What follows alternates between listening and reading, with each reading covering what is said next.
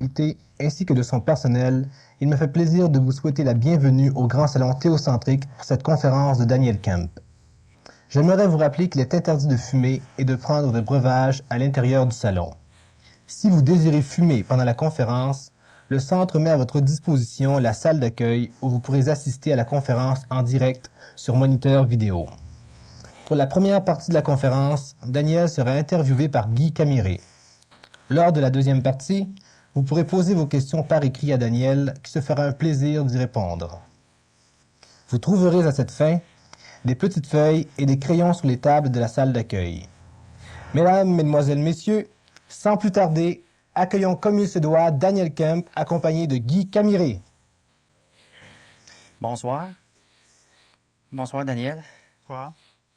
Ce soir, on réaborde le verso, mais sous un angle nouveau, qui est l'angle des techniques nouvelles en rapport avec le verso.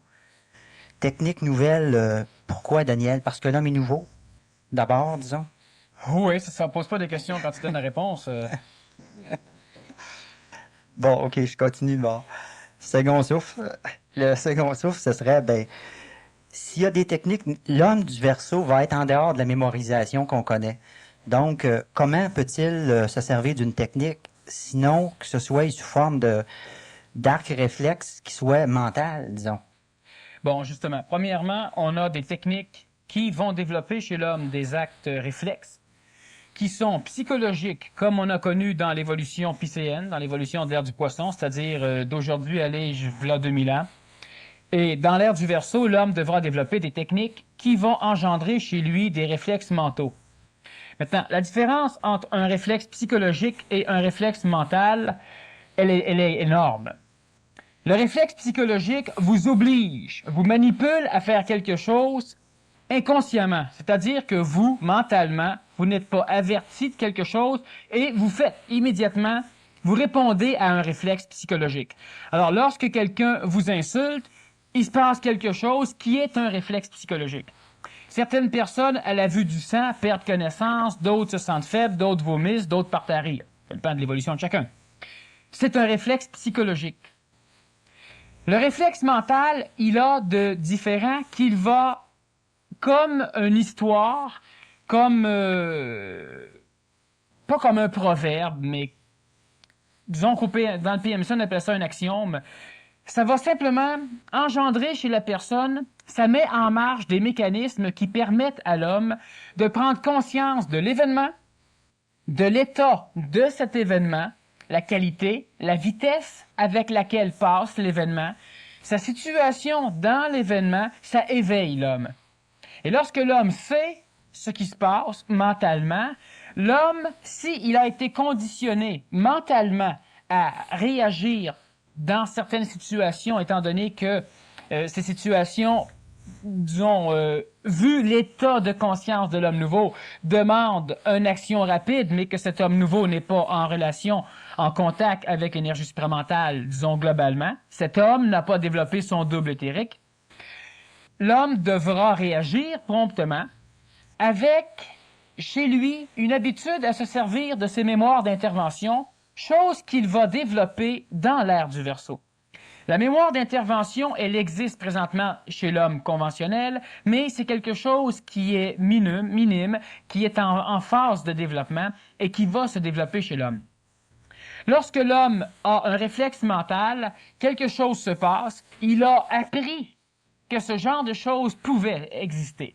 Prenons l'exemple de l'apparition d'un fantôme. Certains n'y croient pas, mais ceux qui n'y croient pas ne sont pas préparés à rencontrer un fantôme. C'est ceux qui sont le moins préparés.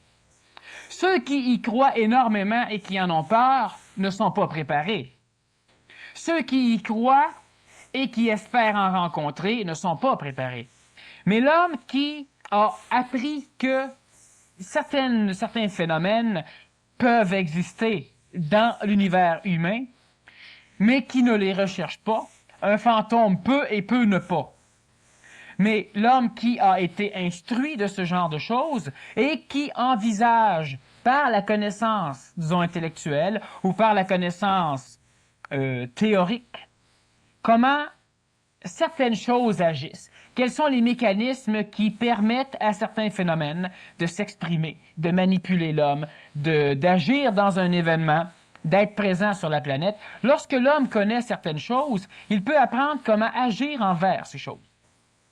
Et lorsque l'événement amène une apparition fantomatique, par exemple, l'homme n'a pas peur. Ça, c'est un réflexe psychologique. L'homme n'est pas content. Ça, c'est un réflexe psychologique. L'homme ne perd pas connaissance, c'est un réflexe psychologique.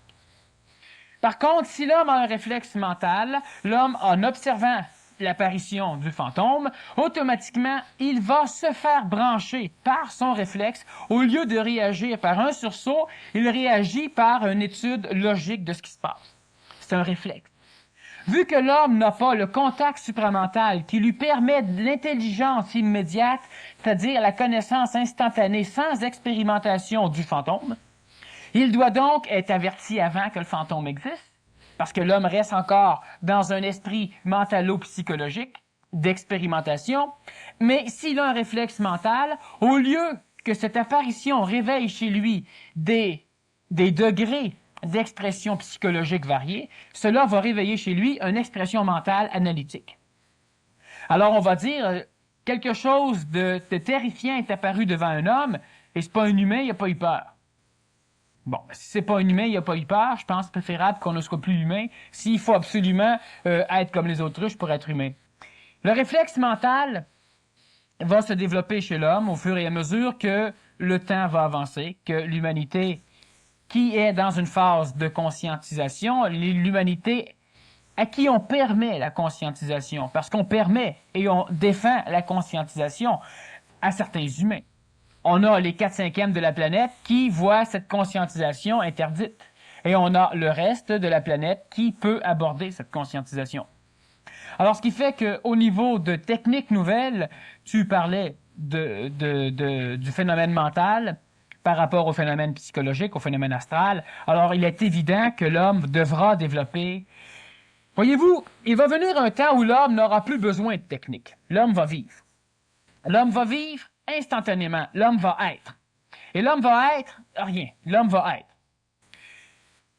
En attendant d'en arriver là, l'homme est obligé de se construire un cadre d'évolution, une lignée, un chemin. L'homme est obligé de se construire une base qui essaie de ressembler le plus possible à la réalité qui est imperceptible par l'homme parce que l'homme la colore. L'homme l'aperçoit, la réalité, mais l'homme n'en a pas conscience parce que l'homme a conscience de la coloration de la réalité. L'homme prend une photo de la réalité et elle se trouve être inversée chez lui. Alors l'homme appelle cela la réalité et cette réalité inversée, cette coloration de la réalité, c'est ce que nous appelons la vérité. Et la vérité, elle existe différemment chez chaque individu. De ce fait, la vérité n'existe pas, parce que la vérité, c'est une farce. La réalité, c'est que lorsque l'homme sera en contact avec l'énergie supramentale, il n'aura plus besoin de technique. Mais en attendant, comme je vous dis, l'homme doit se construire une base. Et cette base se doit... Et elle se doit réellement, c'est important, elle se doit de suivre l'évolution de l'homme qui marche sur la base. C'est pourquoi on aborde ce soir technique nouvelle pour l'homme nouveau. L'homme nouveau. Et que fait l'homme nouveau de différent de l'homme ancien? Rien. Il se bat avec des techniques nouvelles, peut-être, mais il se bat. Ça, c'est ancien. Tout ce que l'homme présentement fait est toujours basé sur ce que l'homme a fait. Et l'homme arrive à un point où il est un être nouveau. Bon, je vais secouer certaines personnes. Je vais boire avant.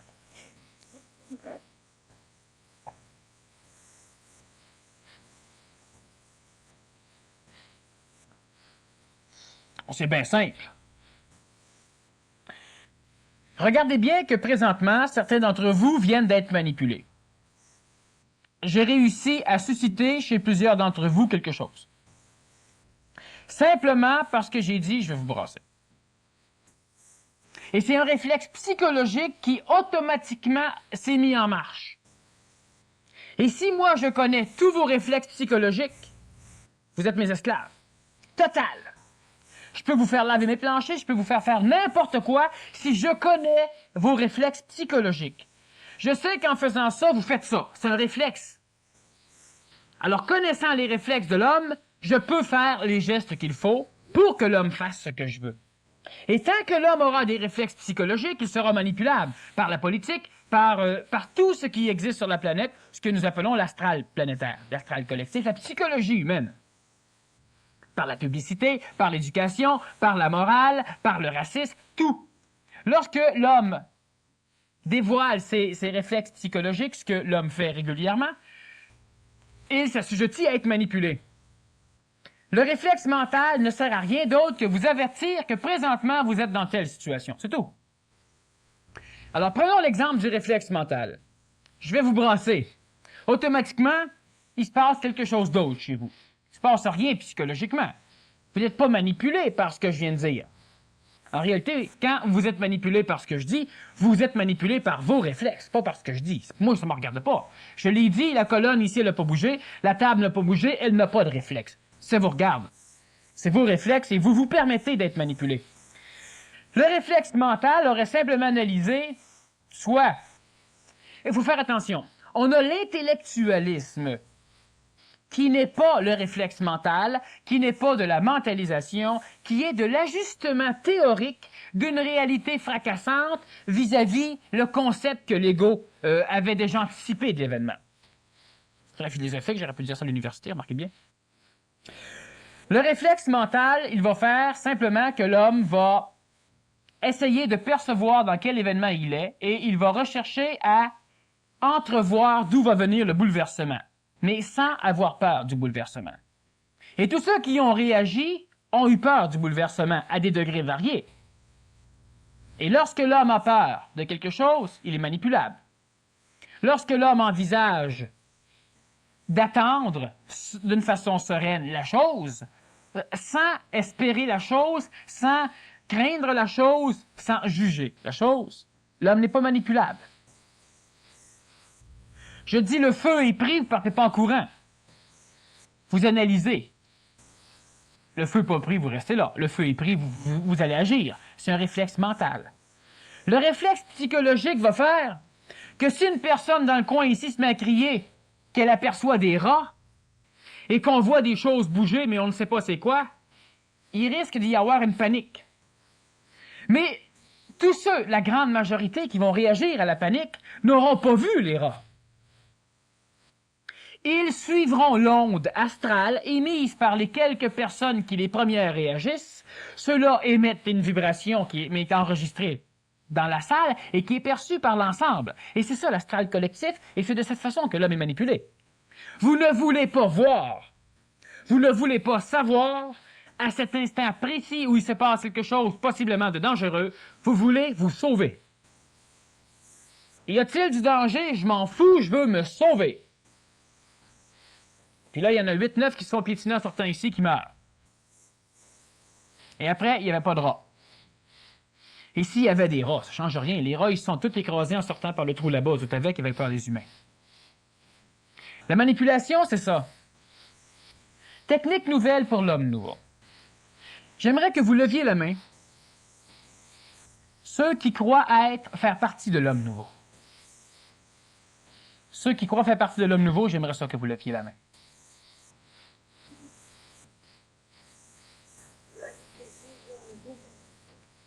Alors, c'est pas à moi à préciser. Alors, il y aurait 3 hommes nouveaux dans la salle. Je vais boire.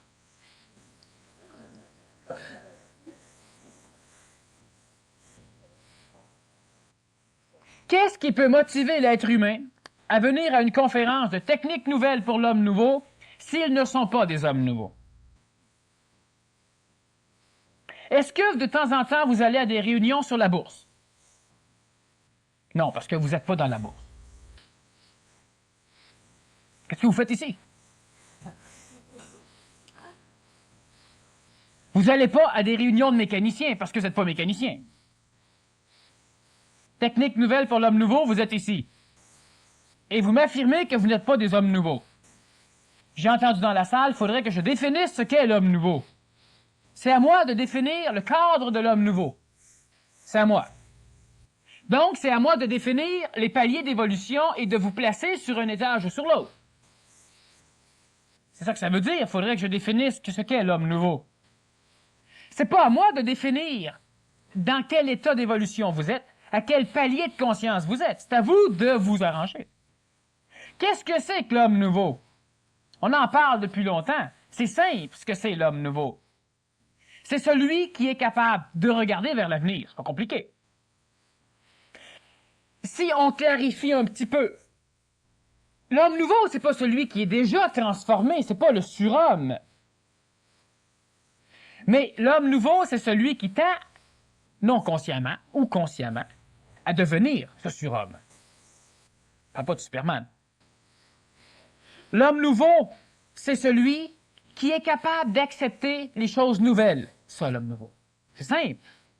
C'est vachement simple. Celui qui n'est pas capable d'accepter les choses nouvelles, c'est un homme ancien. Il y en a plein sur la planète. Et celui qui est capable d'accepter de nouveaux points de vue, d'accepter des choses neuves, pas de croire à des choses neuves, c'est autre chose.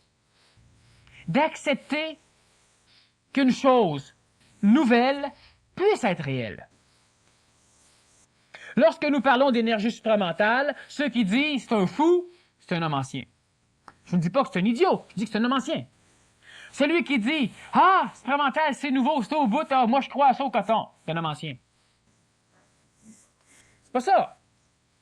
La personne qui dit « C'est un nouveau concept, c'est intéressant », c'est un homme nouveau. La personne qui dit « Oui, ça fit avec ce qui se passe chez moi », c'est un homme nouveau. Celui qui est simplement capable d'accepter que des choses nouvelles existent, c'est un homme nouveau. Maintenant, dans l'homme nouveau, il y a des hommes nouveaux pratiques, il y a des hommes nouveaux qui foirent. Normal, c'est partout. L'homme nouveau pratique tient donc à mettre en application, à étudier, à expérimenter, parce qu'on est encore dans une phase d'expérimentation, les choses nouvelles. Mais il a la faculté de discerner pour lui-même le mensonge nouveau. Et qu'est-ce que c'est le mensonge nouveau? Le mensonge nouveau, c'est pas ce qu'on dit. C'est l'affinité vibratoire qu'a ce qui a été dit avec la faculté d'être manipulé de l'homme. C'est le mensonge. Lorsqu'une chose, quelle que soit la chose, pénètre chez vous et vous manipule, c'est un mensonge. Dieu rentre dans votre cœur et vous manipule, c'est un mensonge. Alors, quelle que soit la connaissance, vous devez la comprendre. C'est plus un mensonge. Alors, l'homme nouveau est capable d'accepter des choses nouvelles. De prime abord, ça c'est le début, ça c'est l'homme nouveau. Les enfants, c'est tous des hommes nouveaux. On peut les instruire à rester anciens, parce qu'on a peur qu'ils nous enseignent. Mais lorsque l'homme recherche une technique nouvelle, parce qu'il faut au moins qu'il soit placé dans l'homme nouveau. Sinon, on parlait des techniques anciennes, on parlait du yoga, on parlait du tai chi, on parlait de la méditation transcendantale, on va parler des phénomènes de tantrisme, on va parler des égrégores vaudous, on va parler de choses anciennes qui ont prouvé qu'elles étaient efficaces. Et il se trouve que partout sur la planète où l'on pratique régulièrement ce genre de techniques efficaces, ben c'est pas là qu'on a l'homme nouveau.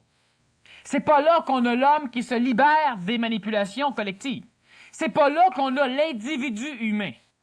C'est là qu'on a l'homme massif humain. C'est là. Les techniques sont efficaces. Mais on n'a plus besoin. Elles ont été efficaces. Elles ont servi à prendre un homme massif, épais, sous tous les sens.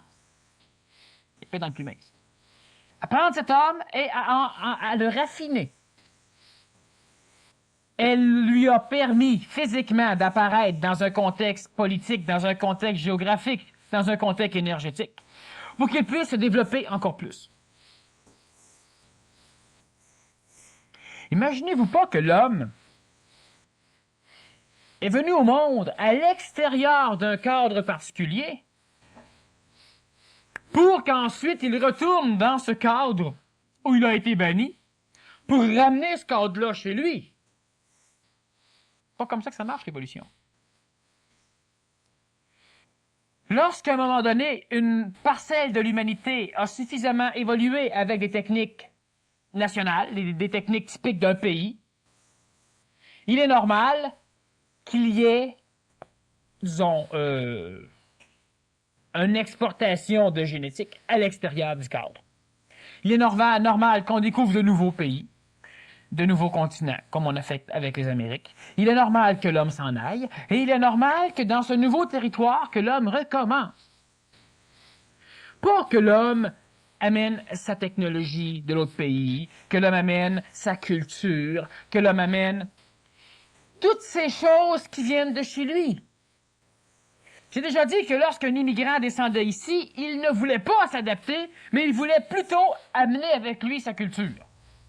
Alors il amenait ses portraits de sa ville, ses livres, sa langue, ses choses, parce qu'on parle de notre patrimoine. De la plus grosse connerie qui empêche une société d'évoluer, le patrimoine. Ça nous permet de dire, regarde telle statue plein de chures de mouches et d'oiseaux. Ce bonhomme-là, il a fait quelque chose. Il a fait quelque chose. Mais présentement, qu'est-ce qu'on veut? Qu'est-ce que ça peut nous faire? Qu'est-ce qu'on peut faire de plus pour lui? Puis qu'est-ce qu'il peut faire de plus pour nous autres? Tel bâtisse a été construit en 1815 et on veut la démolir. Démolition. L'homme doit améliorer son langage, pas garder son patrimoine linguistique. Ça aura comme résultat similairement la même chose, en apparence. Mais l'homme aura fait développer son langage. Lorsqu'on a commencé à faire de nouvelles formes de cinématographie, lorsqu'on a voulu révolutionner l'art cinématographique, ça a été compliqué. Il n'y a pas grand personne et pas grand cinéaste qui voulait qu'on révolutionne l'art de la cinématographie. C'est François Truffaut, un Français qui a commencé, disons, les premiers à se plaindre et à chialer. Et à un moment donné, on en est rendu avec des films améliorés. Lorsqu'on a voulu révolutionner l'éducation sexuelle, lorsqu'on a voulu révolutionner l'éducation religieuse, lorsqu'on a voulu révolutionner, chaque fois qu'on a voulu, à un moment donné, oublier le patrimoine pour adapter ce qui se passe autour de nous autres à ce qu'on est, on a révolutionné. Ben, c'est ce que l'homme nouveau doit faire. L'homme nouveau doit accepter des choses nouvelles. Les accepter parce qu'il les comprend, mais il ne doit pas les refuser parce qu'il ne les comprend pas. C'est-à-dire qu'il ne doit pas détruire ou nier catégoriquement. Il ne peut pas prendre position s'il ne comprend pas. La majorité de nos concitoyens, lentement, s'en vont vers cet homme nouveau. Il y a des hommes nouveaux. Mais l'homme, ce qui est sans doute le cas de plusieurs ici, lorsqu'on demande « Êtes-vous un initié? »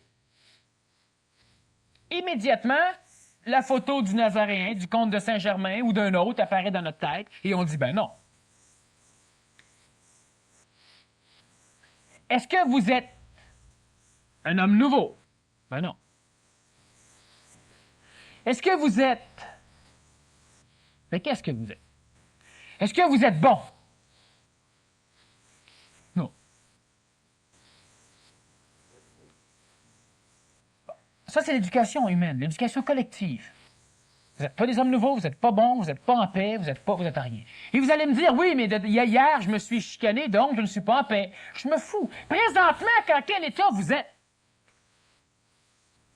Je ne veux pas savoir comment vous avez été, c'est bien évident qu'à un moment donné, vous vous améliorez. Alors, si vous prenez comme contexte d'évaluation de votre état ce que vous avez été, ben merde, vous n'arriverez jamais à penser que vous êtes quelque chose. Présentement, vous êtes quoi? C'est ça que vous êtes. Pas comment vous avez été il y a 5 minutes ou comment vous avez été hier. Présentement, vous êtes quoi? Lorsque vous vous sentez fort et je vous demande, est-ce que tu es fort? Tu te dégonfles.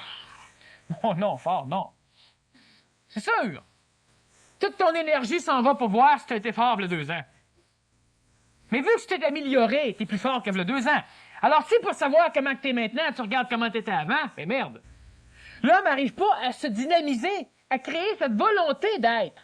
Parce que l'homme crée rien. L'homme ne fait que regarder ce qu'il a été involontairement. Et il analyse ça pour déclarer ce qu'il est présentement. Vous êtes des hommes nouveaux. La grande majorité, en tout cas. Puis si je vous dis ça, c'est pour pas frustrer ceux qui tiennent encore à être minables. De diplomatie. Alors maintenant, on peut parler de techniques nouvelles. Avant qu'on parle de techniques nouvelles, il y a une affaire que je viens de voir de nouveau, là. J'aimerais ça que tu me décortiques ça. L'homme, la réponse mentale, je veux dire, au début, là, je regardais que, mettons, je pose une question, puis que je bafouille. Dans ta tête, il vient une réponse. Après ça, il y a un silence, c'est comme s'il vient une autre réponse. Puis, plus j'essaie de définir, à chaque fois, à chaque seconde, tu passes une autre possibilité de réponse. Quand Donc, tu parles de moi ou toi? de toi, mettons, OK? Bon, ça, cette énergie-là qui est toujours différente, qui essaye de passer, qui a des infinies possibilités. T'es bien mal pris. Oui, peut-être, ouais, là. Je suis proche un peu.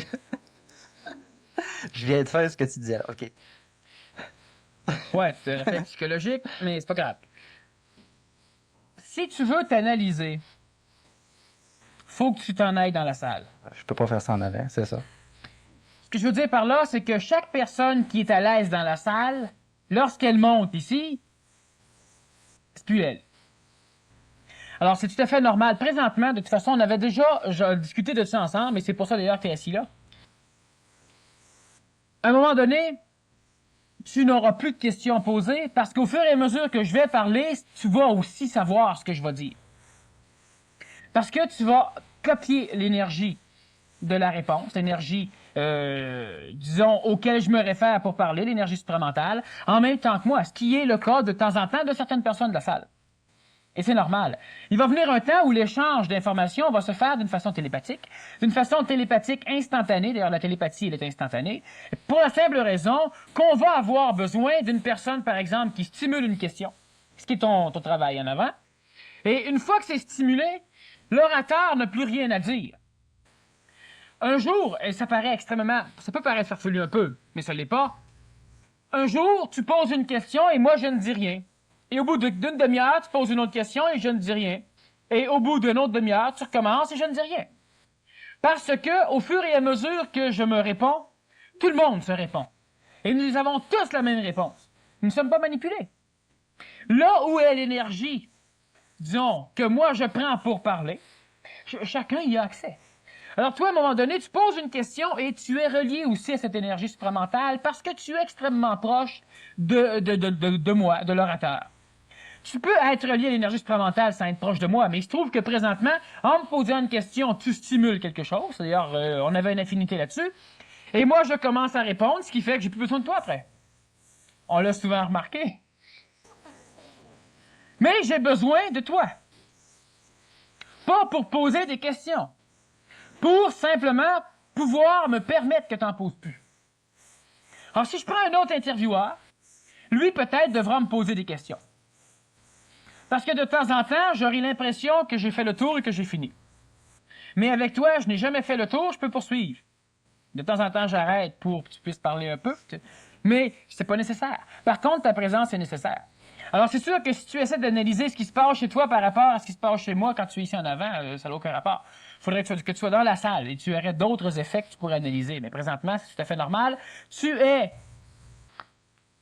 On en reparlera à un moment donné. Parce que là, sinon, tu n'auras plus de pilote quand tu vas sortir d'ici. OK, parce que c'est ce que tu dis, c'est ce que je sens. C'est que des fois, il y a des questions qui viennent, c'est parce que je les sens dans la salle. Mais il y a des fois que je te sens que tu me réponds. Mais il y a des fois que je sens aussi que tu sens la même chose dans la salle. Fait que tu réponds dans la salle directement.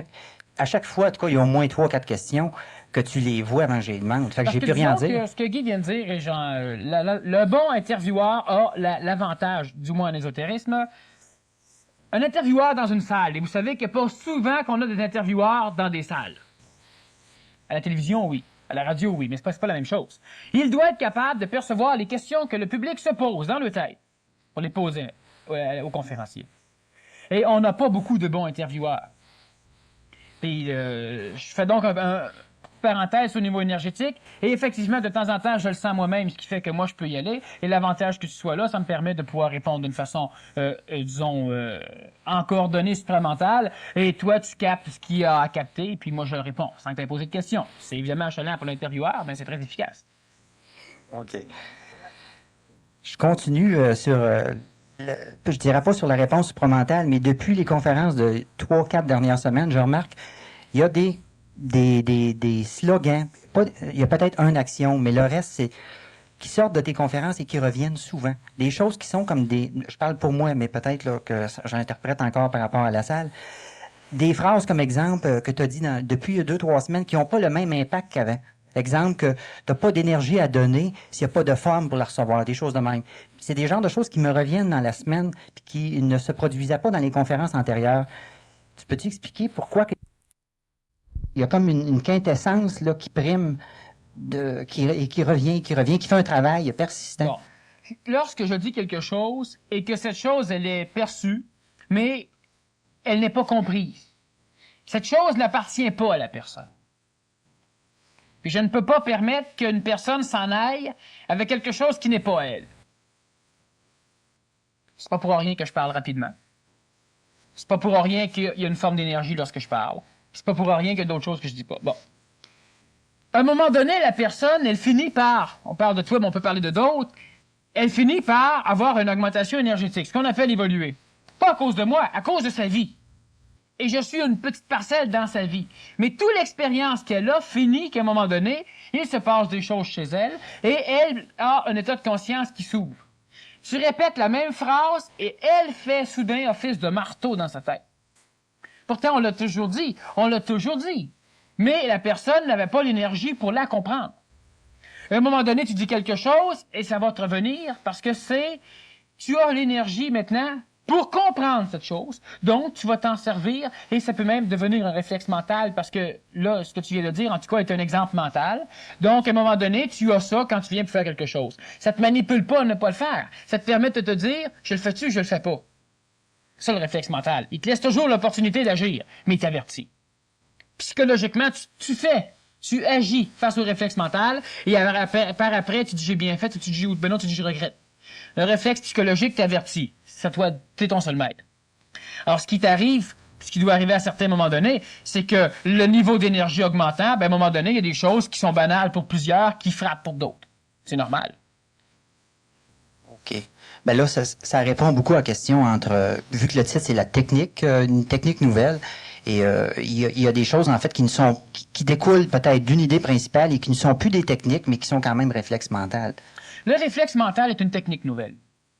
Cela peut se développer. Dans le PMC, on travaille sur ce développement. On le développe d'une façon efficace et par différentes pratiques, disons, qui libèrent l'homme de la pratique collective, qui individualise ses propres choses. L'avantage, du réflexe mental, c'est justement que même si on est 20 millions à avoir les mêmes réflexes mentaux, lorsqu'il se passe quelque chose, je suis juste averti qu'il se passe quelque chose.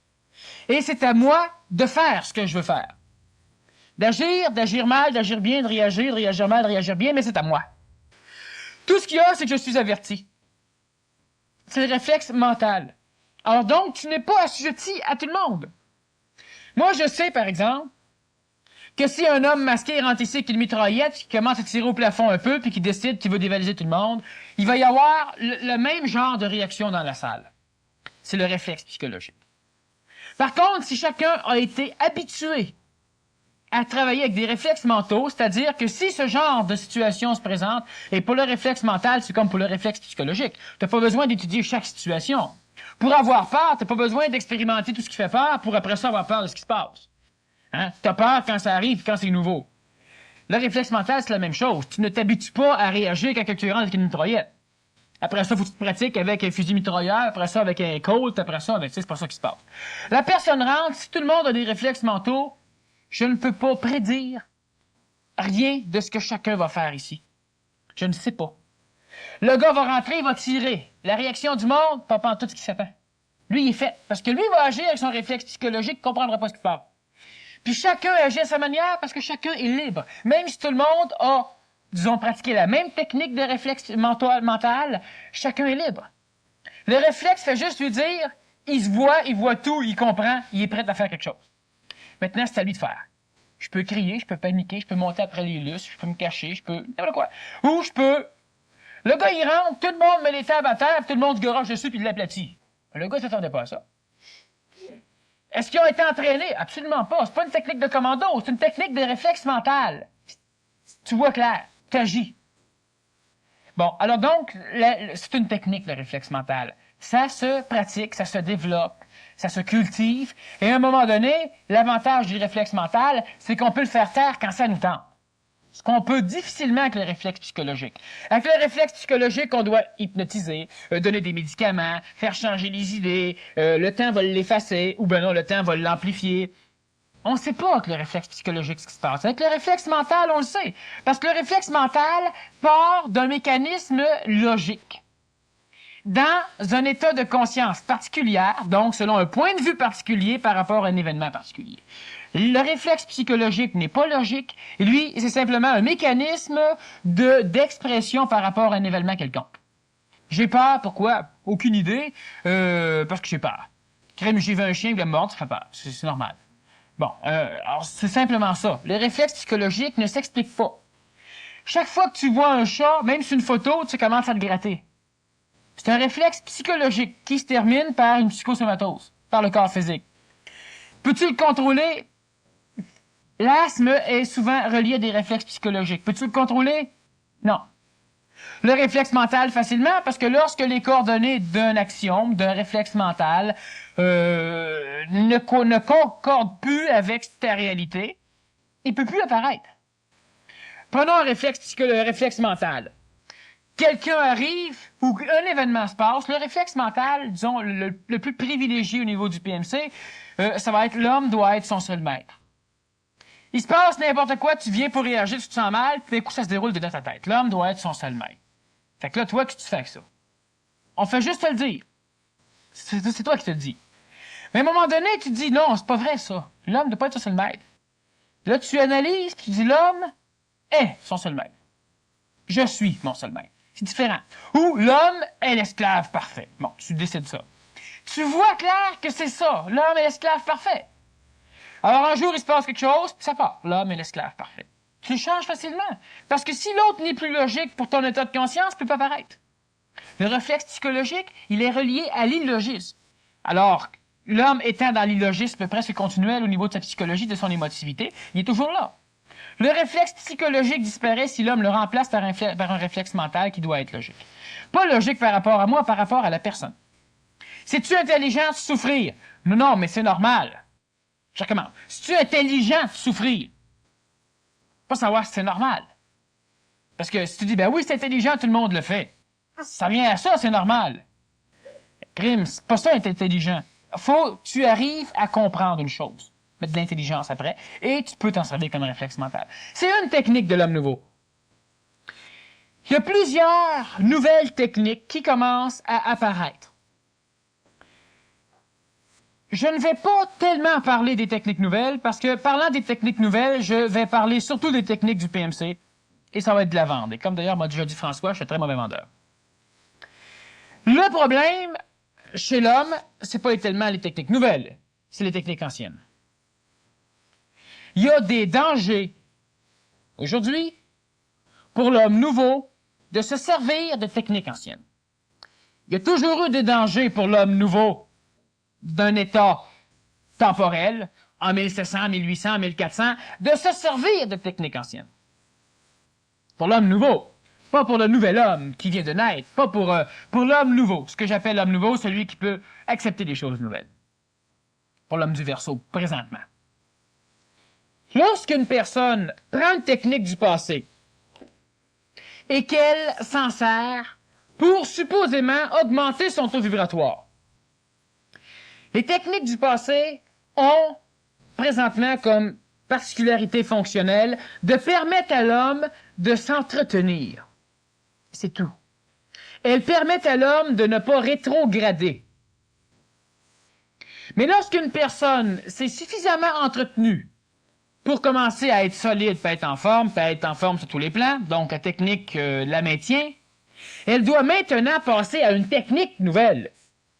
Et lorsqu'elle passe à la technique nouvelle, elle doit abandonner la vieille technique, sinon la technique nouvelle n'est pas adéquate, c'est pas la bonne. Je dis de temps en temps que lorsqu'une personne fait 5, 20 ans ou 10 ans du yoga, ce que le yoga lui apporte n'appartient pas à la personne parce que la personne est obligée de poursuivre son yoga pour avoir le résultat. Donc, ce qui est apporté appartient à la technique, n'appartient pas à l'homme qui pratique la technique. Et ça, c'est dangereux. Lorsque vous pratiquez quelque chose et qu'après un nombre de temps, vous le perfectionnez, vous êtes un maître de cette chose. Et pensez pas qu'un maître, c'est que vous devez être exactement comme un autre. Ça dépend des corps physiques. Mais lorsque vous le perfectionnez, vous l'avez. C'est parfait. C'est le temps maintenant de passer à quelque chose qui va vous amener plus en gardant ce que vous avez. Vous savez qu'il y a des techniques mentales qui permettent à l'homme de garder sa souplesse corporelle. Mais l'homme doit être souple corporellement avant d'entreprendre cette technique. Certains disent, l'énergie supramentale, lorsque je vais l'avoir, elle va purifier mon corps. Que je fume ou non, ça change rien. Sauf que de forte, c'est vrai, c'est totalement vrai. Mais ils sont rares en maudit ceux qui, en faisant des choses négatives, vont avoir l'énergie supramentale. Mais s'ils l'ont, ils règlent le problème. Mais la majorité, en réglant le problème, vont l'avoir. Et après, s'ils veulent recommencer pour faire du show-off, ça nuira pas. Vous allez même pouvoir boire du cyanure, si vous voulez. Buvez-en pas tout de suite en vous disant que l'énergie supramentale va vous sauver, elle ne vous sauvera pas. Les techniques ancestrales sont bonnes, je répète, pour entretenir des états, pour empêcher la rétrogradation. Le tantrisme, c'est l'une des techniques les plus dangereuses aujourd'hui et c'est l'une des rares qui ne permet même pas l'entretien. Elle permet la dégradation. Pour ceux qui ne connaissent pas c'est quoi le tantrisme, c'est l'évolution, disons, par l'acte sexuel. Défini en gros, là, mais de toute manière, lorsqu'il y a échange sexuel pour évoluer, quand on en fait régulièrement, là, qu'on en fait une doctrine, là, au niveau du tantrisme, au niveau de l'énergie vitale, au niveau de l'acte sexuel, présentement, c'est l'une des techniques de l'Antiquité qui dégrade l'individu. Elle empêche, sachez bien qu'à un moment donné, en Lémurie, et ça, que vous qu'on le sache ou non, on s'en fout, mais écoutez bien ceci, l'homme ne parlait pas et l'homme ne pensait pas. L'homme se divisait, l'homme se reproduisait asexuellement. Il n'avait pas besoin de copuler pour la reproduction. Par transpiration, par division, comme les amibes le font encore. D'ailleurs, l'homme ne ressemblait pas à nous autres, il ressemblait beaucoup plus à un amibe.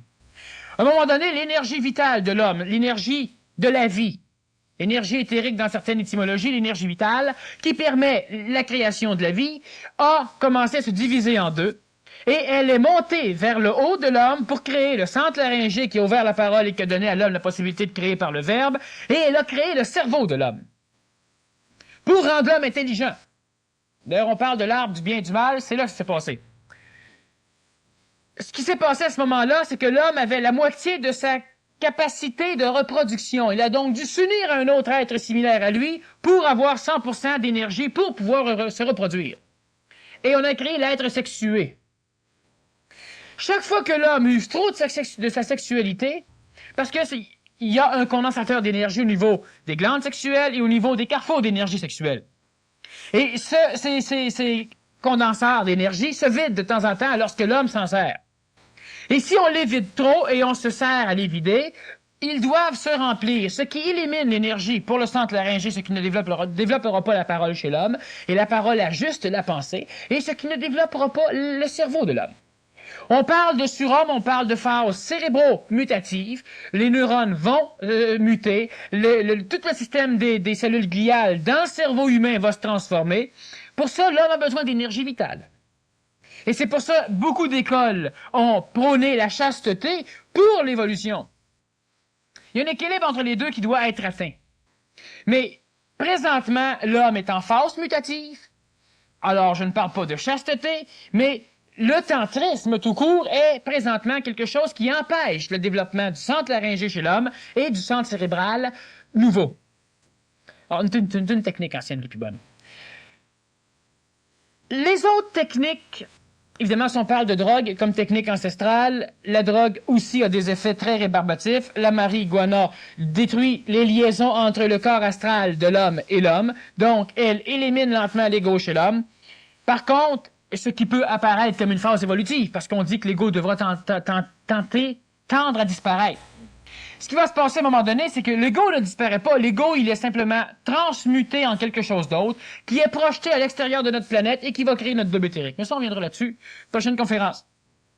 La personne qui prend certaines drogues, la cocaïne, d'ailleurs, elle tue physiquement, elle détruit les cellules, disons, les neurones.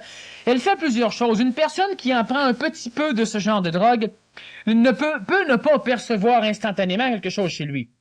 Mais il se transforme par apport de matière matérielle. Il reste donc assujetti à l'évolution de la drogue. La journée qu'on coupe la drogue, il sait évoluer, ce qui n'est pas intelligent. Le plan d'évolution de l'homme n'a pas été créé comme ça. Et en plus, il va attaquer soit son corps vital, et avant de s'en rendre compte, il peut en prendre pas mal, soit son corps astral, sa psychologie. La majorité des drogues, d'ailleurs, attaquent le corps astral. La personne devient frustrée, la personne devient colérique, la personne devient psychosée, névrosée. Il y a plusieurs choses qui vont se passer. Elle peut devenir plus pacifique, ça ne change rien. Parce que si la paix qui vous habite appartient à l'héroïne est évoluée. Pas vous. Ça, c'est vachement important. Vous pratiquez une technique pendant un certain temps et la technique doit être améliorée, elle doit se transformer et elle doit être abandonnée. C'est un proverbe ou comment tu dis ça tout à l'heure, un slogan, qu'une technique doit enseigner à l'homme comment se débarrasser d'elle. Lorsque vous en avez plus de besoin, pas lorsque vous la voulez plus, lorsque vous en avez plus de besoin, il faut l'abandonner. Et là, c'est une technique qui a été intelligemment enseignée. Les techniques nouvelles libèrent l'homme, c'est-à-dire qu'elles amènent l'homme à être individuel. Elles forcent l'homme à se voir entre les deux yeux, lui et lui-même, et elles forcent l'homme à se prendre en main seul, sans qu'il ait à se jauger par rapport à un critère collectif. Et c'est pas encore compris. Même dans le programme Être contrôleur que moi je donne ici, il y a encore des personnes qui avancent et qui ne veulent pas croire qu'ils sont rendus où ils sont rendus. Et d'autres, ça va, et ils regardent la collectivité pour essayer de savoir où ce qu'ils sont. Et ça, c'est une erreur. Pas catastrophique, mais c'est une erreur. Dans les techniques de l'Antiquité, on y va toujours en groupe. Tout le monde pratique en groupe. Prenons le yoga, qui est une technique extraordinaire pour l'entretien. Elle ne développera pas l'homme plus haut qu'il est présentement, mais elle va l'empêcher de se dégrader. Mais faire 20 ans de technique d'entretien, alors mettons une parcelle d'énergie de plus et maintenant passons à la technique d'amélioration. Qui sont les techniques nouvelles? Lorsque la personne fait son yoga, est-ce que c'est nécessaire que tout le monde fasse en même temps les mêmes mouvements? C'est souvent comme ça que c'est enseigné. Est-ce que c'est nécessaire qu'il y ait quelqu'un dans la classe pour diriger puis gérer les mouvements que les personnes ont appris? Faut pas. Faut pas. Alors, il reste une demi-heure au cours, alors vous faites des exercices de yoga. Vous l'avez appris, vous savez quel état vous recherchez, vous savez tout ça. Je m'en prends des hamburgers chez McDonald's, puis je reviens dans une demi-heure, puis je veux que tout le monde soit calme. Dans une école conventionnelle, ils vont dire, ben oui, on paye, Christy, puis le prof, il s'en va. C'est ça le problème. Et la technique de yoga, vous la faites pour vous. Pas pour le prof, pas pour l'argent que vous avez investi, pas pour les autres, pour vous. Et au niveau PMC, on répète souvent que plus un exercice est fait lentement, mieux il est fait. Puis les retardataires sont les bienvenus. Cours est fini, dans le comptoir au cave, il continue. Aucun problème. Il continue. C'est parfait, c'est comme ça qu'il faut que ça marche. Mais le yoga entretient. Mais à un moment donné, il faut connaître le corps physique. Parce que la technique, et souvent les techniques qu'on a vues dans l'Antiquité, se faisaient par croyance. Vous adhérez. Ou vous n'adhérez pas. Mais à un moment donné, il faut comprendre pourquoi on fait quelque chose. Et ça, c'est nouveau chez l'homme.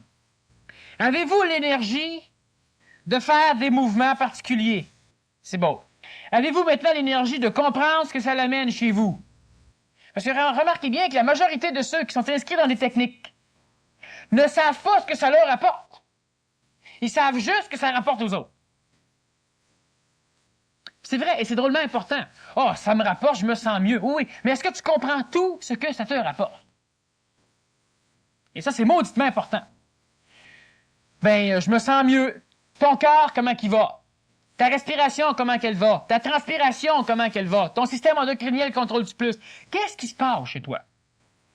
Faut que vous, pour toucher à une technique nouvelle, vous devez apprendre en même temps ce qui se passe chez vous. C'est de l'enseignement comme on en fait dans les cégeps, dans les écoles secondaires ou dans les universités. Pas juste un passe-temps, même si c'est le passe-temps favori. La technique nouvelle, elle oblige l'homme à être seul, à être individuel. La technique nouvelle, elle fait travailler surtout le mental de l'homme, de façon à ce que l'homme comprenne ce qu'il fait et le pourquoi il le fait. Comme technique nouvelle, il y en a plusieurs qui existent. Il y en a un maudit paquet. Je peux vous donner des exemples comme la démarche flottante mentale, la démarche flottante physique, des techniques de respiration qui prônent non pas 2 formes d'énergie vitale, le yin et le yang, mais 3 formes, l'énergie yin, l'énergie luminale et l'énergie yang, qu'on ne connaît pas, mais qui existent. La personne qui, présentement, a un corps physique qui lui permet de capter facilement l'énergie yang et yin, par la respiration ou par la nourriture, par la bouche. Comment on capte? On suit des cours de yoga ou de respiration et on apprend à respirer. Comment ça marche? Savez-vous que lorsque vous respirez abdominalement, vous captez surtout par l'extrémité du nez de l'énergie solaire, yang? Donc, lorsque vous allez chez un acupuncteur ou lorsque vous avez des brûlements d'estomac, une maladie yang, trop de chaleur, comment vous respirez? Pour capter plus de yang, pour que ça empire? On va voir un acupuncteur qui nous ajuste. Mais si on comprend la mécanique, on va respirer par le système sous-clavière et qui permet une captation d'énergie yin, qui est au niveau de la racine du nez. Et ça, dans le PMC, on fait une technique amusante. Je ne vais pas pratiquer ça ici, là, parce qu'on n'a pas nos peaux. Mais lorsque vous avez le rhume, et vous avez des écoulements, ben, vous avez simplement à renifler. Puis renifler avec l'abdomen, ça va remonter ici. Renifler avec le haut, puis vous allez sentir ça tirer en haut. Essayez pas d'expliquer ça physiquement, ça se peut pas. C'est le même conduit. Pratiquez, vous allez voir la différence. Mais lorsqu'on sait ce genre de choses, on le pratique. Et l'énergie hominale, qui n'existe presque pas à l'extérieur, mais qui existe chez l'homme et que l'homme doit récupérer, elle va surtout être captée par la respiration intercostale qu'il faut pratiquer. Là, je donnais une banalité au niveau du système respiratoire. C'est une technique rescon que l'on se sert au niveau du PMC, mais c'est des techniques nouvelles. Yin-yang, c'est beau, mais il y a une énergie de synthèse, une énergie minale aussi, qui est la plus importante. C'est d'ailleurs elle qui permet la guérison par le magnétisme. On ne la connaît pas, on ne la connaissait pas, et lorsqu'on apprend des choses, on doit l'apprendre de façon à comprendre pour qu'on puisse les mettre en pratique. Pas parce que mon prof m'a dit qu'il fallait le faire 3 fois par semaine. C'est plus comme ça. Vous êtes assujetti à un professeur qui doit vous dire quand faire, qui doit vous pousser, qui doit vous motiver. C'est bien plate. Mais lorsque l'homme est debout, que l'homme apprend des choses, que l'homme comprend des choses, que le prof pratique ou pas, lui, il a compris, lui, ça marche, lui, il le fait. Ça, c'est important. Plus d'idoles, plus de culte, plus de pratique. Les techniques nouvelles, il y en a. Il y en a un maudit paquet. On arrive difficilement à les transmettre dans la collectivité parce que l'homme s'adresse surtout à des techniques qui ont fait le preuve. À les techniques PCN, à les techniques ancestrales. Et ces techniques, je le répète, sont bonnes pour permettre l'entretien de l'homme. Elles ne permettent pas l'amélioration spectaculaire. Pas par rapport à la psychologie, là, une amélioration réelle de l'homme. Elles permettent l'entretien. Et c'est sûr qu'une personne va dire « Ouais, mais c'est pas vrai, moi j'en fais, je me suis amélioré. » C'est sûr. Dans quel état étais-tu quand tu as commencé? Ça t'a ramené à l'état que tu devrais être. Donc, tu vois une amélioration. C'est sûr. Mais l'amélioration se fait où? Combien parmi vous ont suivi des cours, ont lu, ont assisté à des séminaires, à des conférences, se sont promenés, ont visité des camps, ont fait bien les expériences et qui sont satisfaits réellement, pas de l'expérience, de l'amélioration que ça a apporté chez eux. L'expérience, psychologiquement, on peut en être satisfait. Il y a 2 moyens que ça rapporte. observer pour prendre conscience s'il y a réellement eu une amélioration. Deuxièmement, observer s'il n'y en a pas eu pour savoir si c'est par rapport à la technique ou par rapport à soi. Mais généralement, l'homme se demande tout le temps pourquoi il n'avance pas rapidement. Ben, vous ne pouvez pas avancer rapidement si vous restez assujetti à des techniques ancestrales.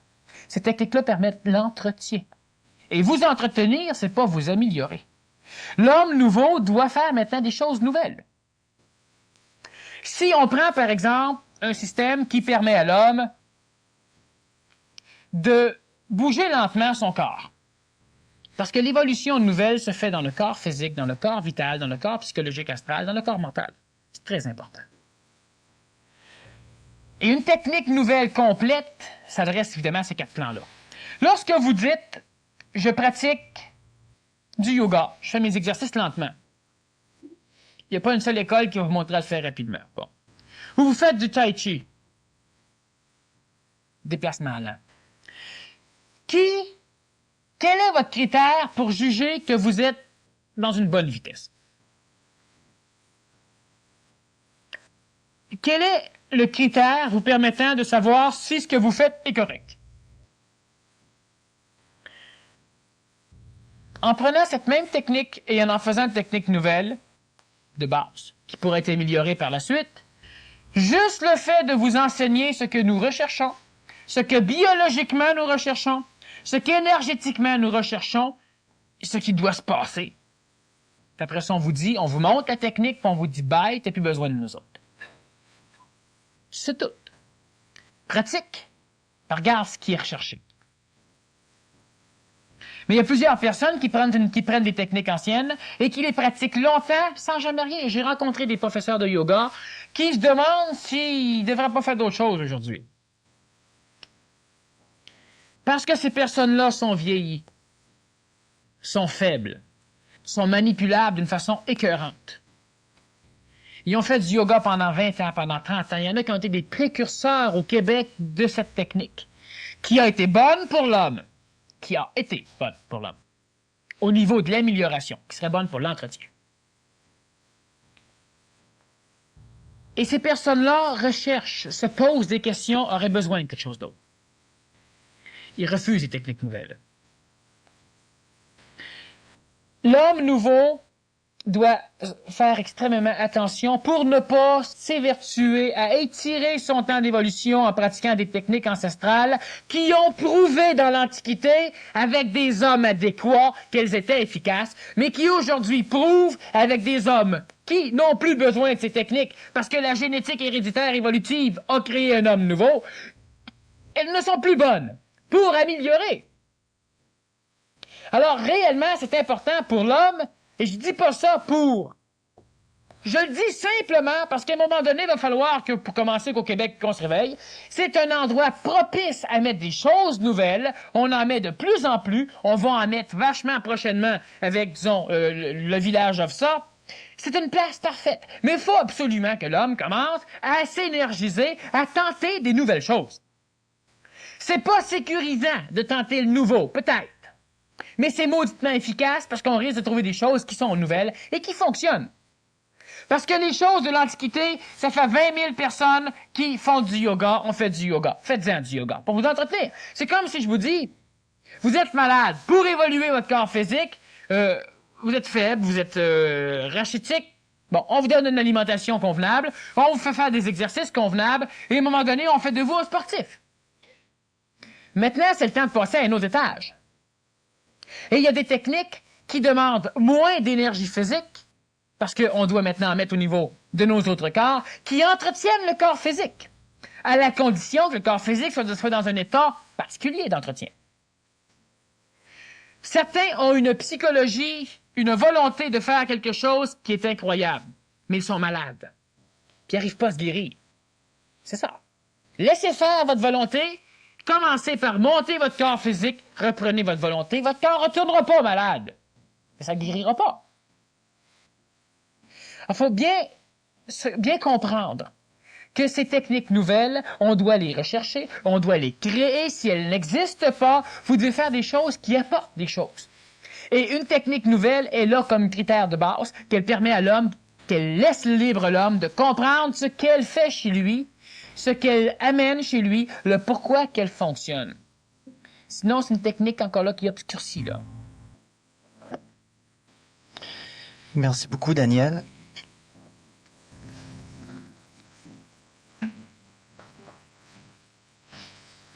Je vous rappelle, comme à toutes les semaines, que vous pouvez vous acquérir de la cassette qui vient de se terminer avec l'achat du billet de la semaine prochaine. Et on prend une pause d'une 20aine de minutes. Ceux qui ont des questions, vous les laissez comme d'habitude ici à l'avant. Merci beaucoup.